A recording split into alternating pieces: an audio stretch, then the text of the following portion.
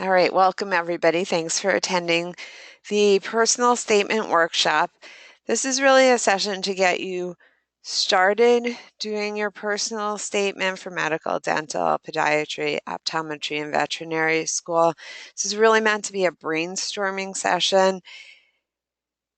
You're doing this at home, so you do have the opportunity to get up and pause and not do the complete brainstorming time that you're given during the session, but I really strongly encourage you, even though it's kind of uncomfortable and sometimes the time frame that I give you is longer than what you think you need, try and stick with it. And some of the sessions, some of the brainstorming sessions will be longer than what you might think is necessary. I try and um, make them about 10 minutes each. And that's because sometimes what you come up with first is great material, but then what you come up with after you've been sitting there for a few minutes thinking, okay, I wrote everything down, that last minute thing that sort of bubbles up may be the thing that you kind of wind up working with, or the thing that you decide, oh, this is actually really the thing that I want to be doing in my personal statement or talking about in my personal statement. So the time amounts are deliberately a little bit longer than what may be comfortable for you or than what you may naturally feel like you want to write, but try not to get up and go get a drink or a little snack, but stick with it and stay with it for the entire amount of time that we're going with. So we're going to get started by doing a little bit of writing. So we're going to start with a bunch of different exercises in writing. And then after that, I'm going to talk a little bit about what to think about when you're putting together your personal statement and things that schools are going to look for. So use pen and paper, pencil and paper, choose a color. Don't analyze, don't overthink things. But what you're going to do, I'm going to give you about 10 minutes and you're going to spend the time writing about things that you're most proud of. And that can be and should be a wide variety of different things. So talk about things, your research experience, your clinical experience, your academic experience, your personal experience. So things that you're like, wow, I really did that. Things that maybe you wouldn't have expected that you could do as you started in undergrad and that you've wound up doing. This is not the time to be modest. You're not going to have to show this to anyone. This is for you personally, for your records. So this is a moment where take all modesty out of the picture. Nobody is going to judge you on it. Nobody's going to say, oh, you didn't really do that. You really want to, for this particular moment, just as much as you can, think about what things have I done that I'm really happy with myself for doing. And we're going to have 10 minutes to just brainstorm and write all that stuff down, write it down, sort of spread it out, so that, you can kind of later look at the things in sort of a, I don't know, concept mapped format. So you don't necessarily have to list it, but just kind of write it down all over on a piece of paper. So it's a 12:04. We are going to go until 12:14. It's 12:05. We're going to go to 12:15 doing this. So, all right, let's go to it. Don't stop until I call time. Anything that you feel proud of, write it on down. And if you have questions, you can type a question into the chat window.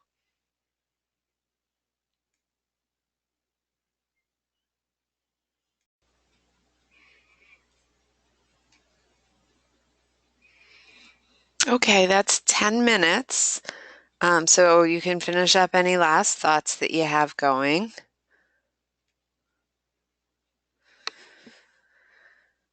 So our next little exercise here, we're going to take all the things that we wrote down and we're going to create a concept map from it. So what you want to do next is circle important themes and concepts, label items, connect related concepts, and label lines to show how things connect. So basically, you're going to take all of the ideas that you just put down and figure out, okay, how do all of these things that I've done connect to one another? And how do they relate to each other? So I'm going to give you about 5 minutes to look through all of the things that you've done and find common themes. And again, there are going to be some that are obvious, and there are going to be some themes that connect together that are really apparent. And then there are going to be some that are maybe going to be a little bit less obvious. So once you've made those obvious connections, stick with it and think about, are there less common themes? Are there less common labels? Are there ideas that maybe at first didn't seem particularly important, but once you think about it a little bit more, actually are really important to you? So we're going to have 5 minutes to do that. It's 12:17 right now, and so we're going to go till 12:22. All right. So I'm going to push pause for people who are watching at home, and we'll regroup in 5 minutes.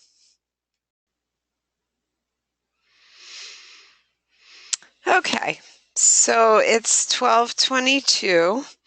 We're going to move on to the next little piece of analysis here.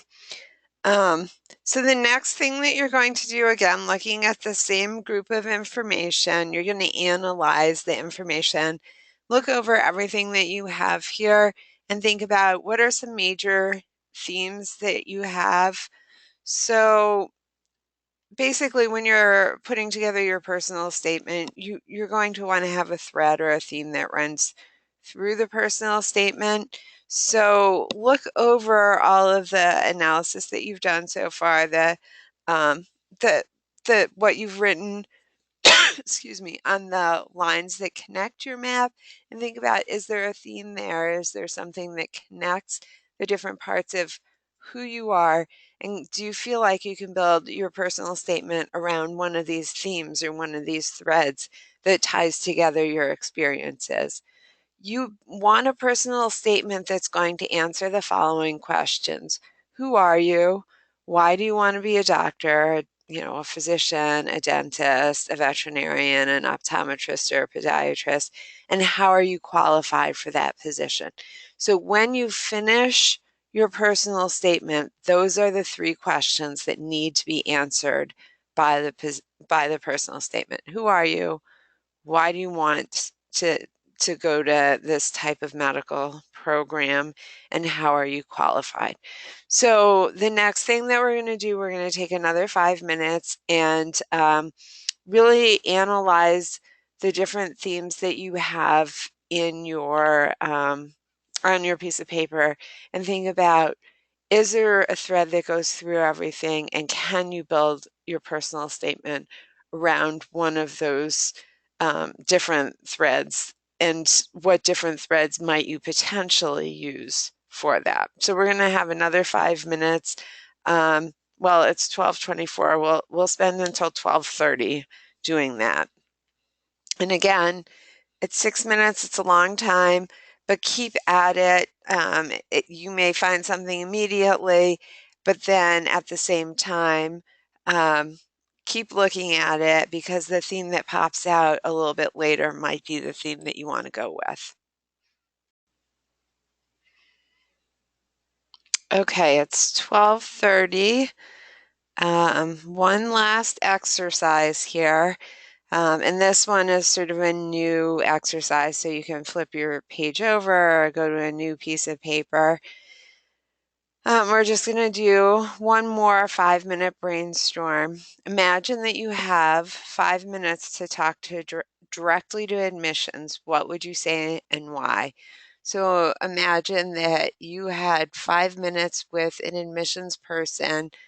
What would you want them to know about you? So again, go through, just do a whole new brainstorm and think about, what things would you want to make sure that the admissions office knew about you, and why would you want them to know those things? So actually, we'll do a little bit longer on this one. I know you're probably tired of writing, but this one is actually pretty important. So we're going to brainstorm until 12:40, so that's 9 minutes here. So again, really think about what things do you want to make sure that admissions knows about you, and also to the point, why is that important? All right, and so 12:40, I promise that's the last brainstorming one. And then we'll talk a little bit about just general information that I'll share with you about personal statements. Okay, it's 12:40. So that is the conclusion of our brainstorming sessions for the moment. I would definitely say hold on to these things, though, obviously. So we're going to talk a little bit more about personal statements. When you're writing your personal statement, you really want to think about it in terms of one goal, and that is to make the reader want to get to know you better. The end goal is for the reader to go over to read your personal statement and say, oh, this person sounds interesting. Let's bring them in for an interview and talk to them a little bit more. People don't typically get accepted because of their personal statements, but a personal statement can make you an individual. It can show the admissions committees who you are so that they're interested in talking to you in person. It can differentiate you from the other applicants. So what a personal statement should not be, you don't want it to be generic. You don't want to include quotes in it, so you want it to be your own words. They don't care what Gandhi said. They've heard all of, you know, um, they've heard all of the quotes about medicine. They're really interested in what you have to say. If there's a quote that is something that is really close to your heart that you really, really want to put in your personal statement, include it in your first draft. You can include it in your second draft even, but by the time you get to the final draft, I really encourage you to cut it out. In terms of focusing on the negative, you really want your personal statement to come across as a positive statement about who you are. Now, a lot of people do have something in their life that really impacted them and was a really difficult event that really directed them or pointed them in the direction of medicine. And if there was something that was a negative occurrence, maybe an illness or a family member who died, or a negative event, maybe somebody had a less than positive healthcare situation, and that's something that's really important to you and you want to talk about it, it's fine to talk about that.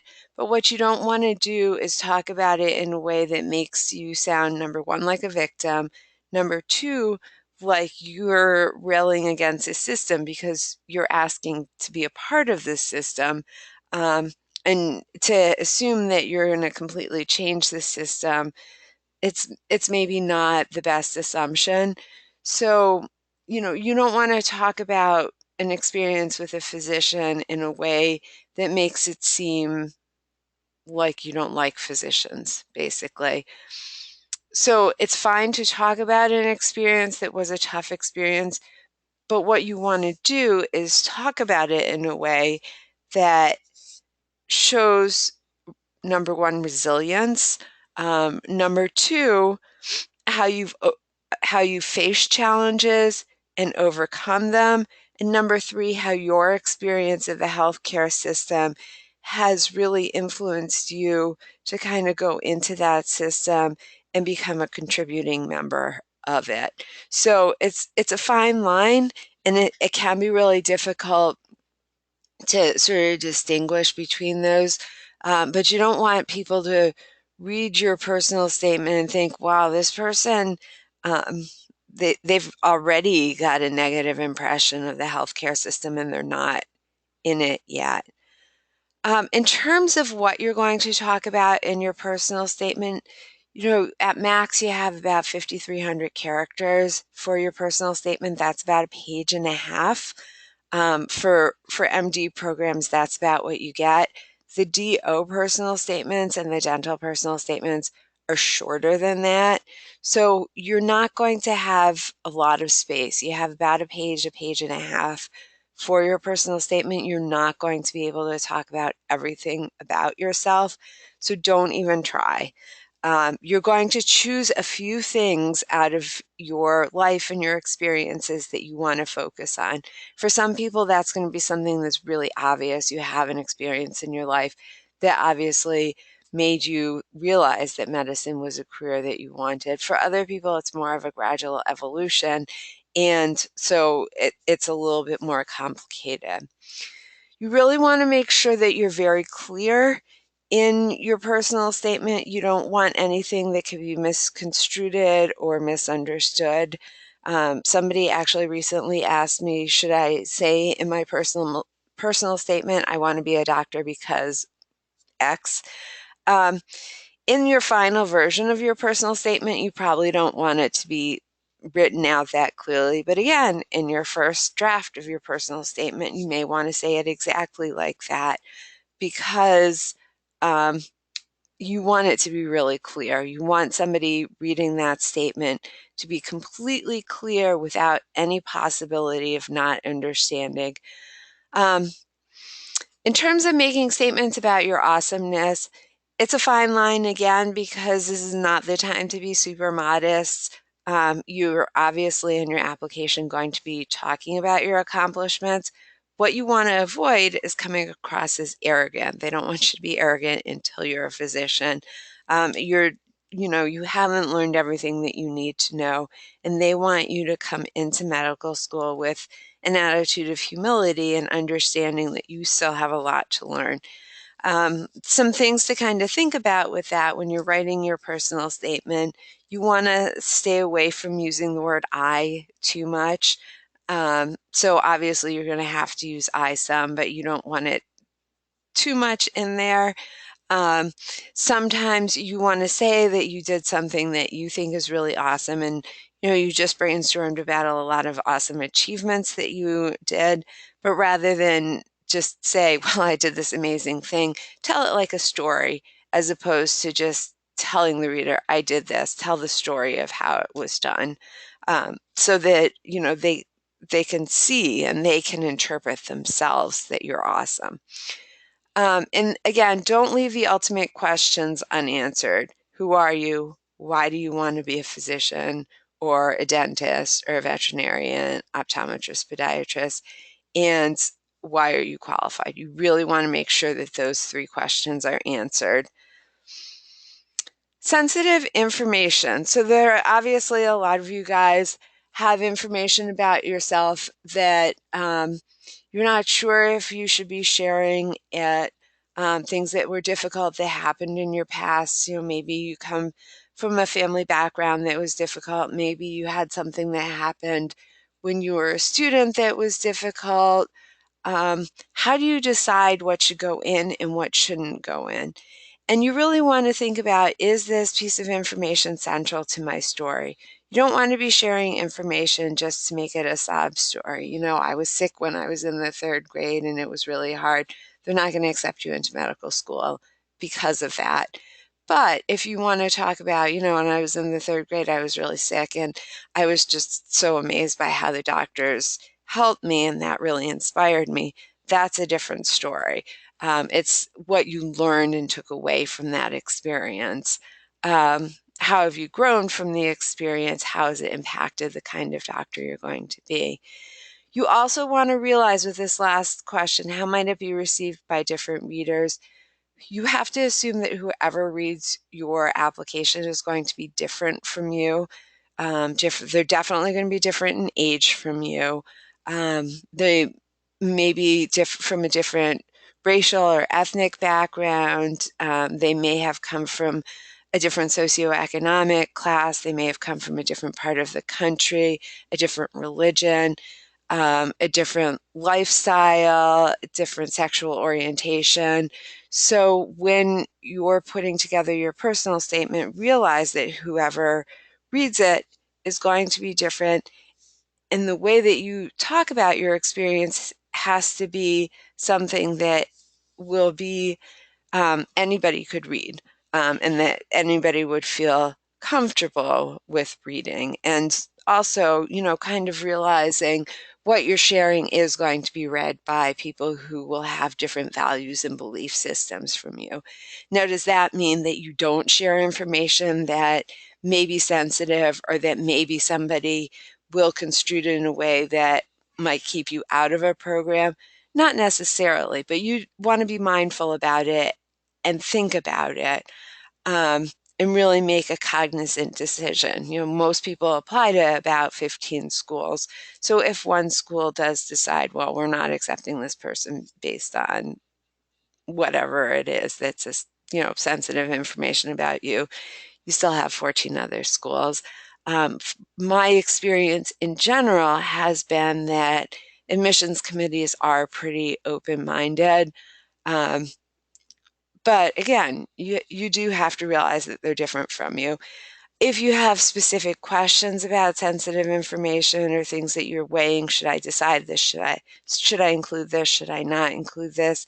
That's definitely something that you're free to either set up an appointment or send me an email. It may be better to set up an appointment to discuss, and we can have a conversation about that. A personal statement really should be personal. We recommend having a central theme, a thread that goes through it, something that's easy to follow. Um, you definitely want it to be direct, active language, obviously completely free of errors. You want a bunch of people to read your personal statement over so that they are, spell check doesn't catch everything. Um, the Writing Center on campus does work with students, and I've heard that a lot of people have had really good success getting help with on their personal statements. If you're an alumni, they will still work with you and they'll help you with the personal statements. They have folks who are getting a PhD in English. You've already paid for that service, so why not get them to read it over? Have friends read it over. Um, if you have a physician who's a mentor, which we hope you do, have them read it over. Remember, they once applied to medical school too.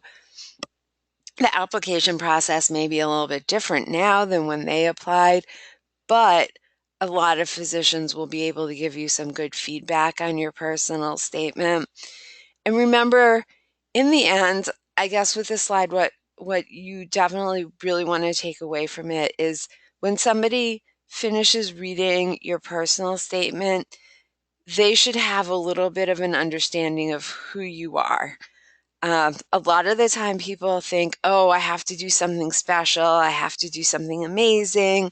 I have to do something unique. And actually, if you Google personal statements, which I actually don't really recommend, but if you do, you'll see personal statements all start with some narrative about some experience. A lot of them start with an action word, boom, or pow, or buff, or, suddenly the door closed. I don't think that you need to do things like that. Those are actions or, sort of things that are meant to draw the reader's attention or catch the reader's attention. I think that devices like that are only necessary if you yourself are not interesting. I think that you guys are interesting enough that you just start out with a sentence that tells a little bit about who you are rather than having to put in some catchy and artificial phrase in there. Just start by talking about who you are. That is good enough. It doesn't have to be something totally unique or totally different or that nobody's ever done before. Telling the story of who you are is all you need to do. That is the only way that you will be unique. And I can tell you, I've been to a number of different conferences where admissions people have been talking about, oh, somebody wrote their personal statement and they did the whole thing in haiku. Um, and I don't know, they're all talking about it. So it obviously made quite the impression on the admissions committee. I don't think that that person got into medical school, though. This is not the place to, you know, to be creative in that way. This is the place to share who you are, be personal, show yourself as an individual. That's the objective with this personal statement. So obviously, all of this is a tall order. It's not easy to put together a personal statement that does all of this, that's well written, that is only a page and a half, that shows who you are, that doesn't use any artificial whatever. It is sometimes easier to start with something that's that little artificial attention grabber. You'll probably have to do a lot of drafts. What what I would recommend, just put together a writing schedule for yourself. Put it something on your calendar, a couple hours a week, maybe twice a week, 2 times a week. You're going to work on this for the next, I don't know, 4 months until you have this all put together. And by spending that much time on it, keep going back to it over and over and over again, being really consistent in that time, writing, rewriting, drafting, revising. That's how you're going to really put together a quality personal statement. Now, one thing that I would also say, any work that you have done, anything that you've written, keep it. um, Sometimes you'll write things like you'll write about an experience that you had, or you'll write about your time in a lab, and then you'll decide, oh no, I don't want to go in that direction. Don't get rid of that material, because you're going to write a lot of other essays for your secondaries. On your application, you're going to have places where you write about your experiences. So for example, on the MD application, you can write about up to 15 activities and experiences. They don't give you a ton of characters on that. They give you enough that you can write a little paragraph about it. So all the writing that you do is something that's going to help you out later when you're writing those little sections. Errors are definitely something that you really want to avoid. So again, make sure that somebody else reads it. So you're going to read it. You're going to have friends read it, the English department read it. It's really easy. You can read something over and over and over again. I'm sure you've all done this, 20, 30 times, and then somebody will be like, oh, you forgot a comma here. If you do have an error in your application, once you push submit, it's submitted. There's no changing the personal statement once it's submitted. If you have a small error in it, it's not the end of the world, but it's really better not to have that small error in there. So make sure that you have other people look it over. Really make sure everything is perfect. Have other people proofread it. Read it out loud. Have friends read it over. And then and again, have a variety of different people read it. One thing that I've heard a lot of people say is, I had my friends read it, I had my parents read it, I had a physician read it, I had somebody from the English department read it from the Writing Center, and everybody gave me different feedback. It's your personal statement in the end. I can tell you, well, I think X or Y or Z, or I don't agree with this. In the end, it's your personal statement. You get to decide what stays and goes. It's your application. So you get to decide how you want to present yourself, and remember that. So this is your opportunity to really present yourself to the admissions committee. So really spend some time thinking about, how do I want to present myself to the admissions committee so they really understand who I am and they want to accept me into medical school for the person who I am. So that's a general overview. I'm going to stop the recording. So thank you to everybody who's at home who attended. And for